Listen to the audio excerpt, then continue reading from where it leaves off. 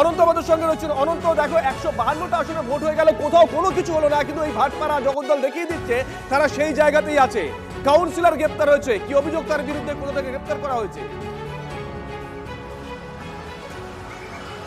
একদমই জগদ্দল সেই জগদ্দলেই রয়ে গেছে।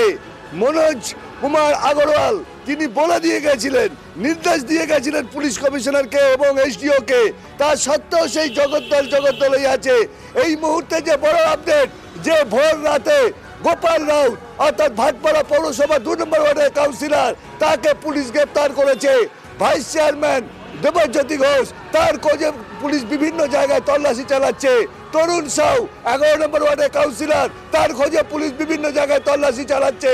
অর্থাৎ জগদ্দল এই থানায় গতকাল যারা উপস্থিত ছিল, যাদের ছবি যাদের সিসিটিভিতে দেখা গেছে, তাদের প্রত্যেকের খোঁজে তল্লাশি চালাচ্ছে পুলিশ। চিরনি তল্লাশি চালাচ্ছে সেন্ট্রাল ফোর্স।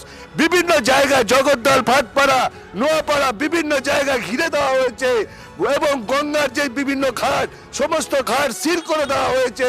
এই মুহূর্তে জগদ্দল থানায় উপস্থিত সেন্ট্রাল ফোর্স। যে কোনো মুহূর্তে যে কোনো ঘটনার তারা মোকাবিলা করতে তারা প্রস্তুত।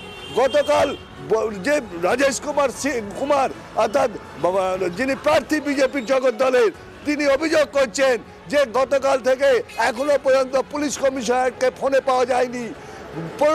8 ঘন্টা হয়ে গেছে জগদ্দল এই থানা দরজা বন্ধ করে দিয়েছিল পুলিশ, আর এখানেই চলছিল দুই পক্ষের ইট বৃষ্টি, মারামারি, ভাঙচুর।